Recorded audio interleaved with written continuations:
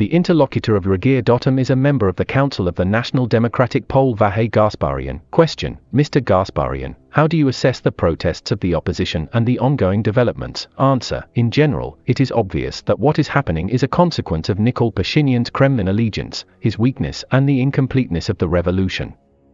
That is, the promises that Nikol Pashinyan made during the revolution, as well as the order of the people.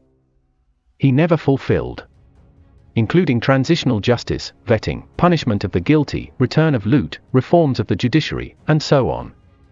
As a result, the political space of the country was not cleared of agents of alien influence. By alien forces I mean, first of all, Russia. Any country where there are political forces serving foreign interests cannot be sovereign and is doomed to instability. Question: what are the goals of the actions of the last days? Answer: I think now there is a struggle for the corridor.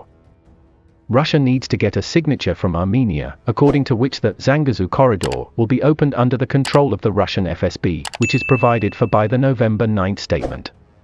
Paradoxical as it may seem, but Russia is in a hurry, because the Zangezur corridor is now more important for Russia than Azerbaijan.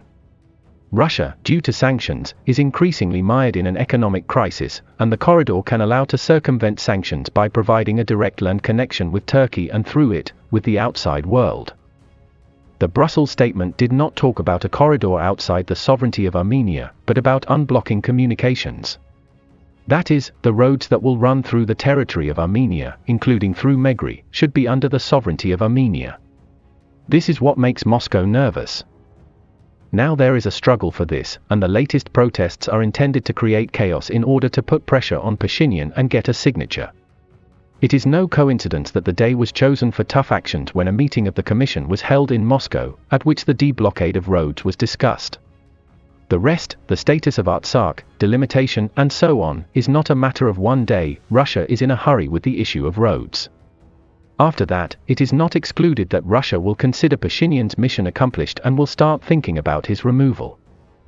True, Pashinyan is a subject of the Kremlin, but he is also influenced by the West, and therefore someone who unconditionally submits to the Kremlin should be brought in to replace Pashinyan.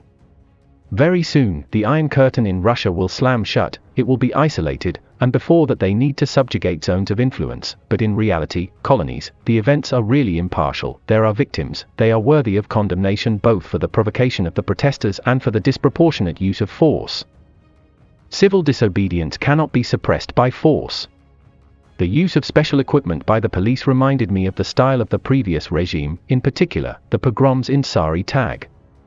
Nikol Pashinyan is getting closer to the methods of the previous regime. And this is the result of an incomplete revolution. We need to form a sovereign power capable of making independent decisions, to carry out systemic reforms based on the logic of the transitional period, transitional justice, lustration. The political and economic space must be cleared of agents serving the interests of external forces, Russia and others. It is necessary to promote state interests, protecting the country from external influences and, consequently, chaos.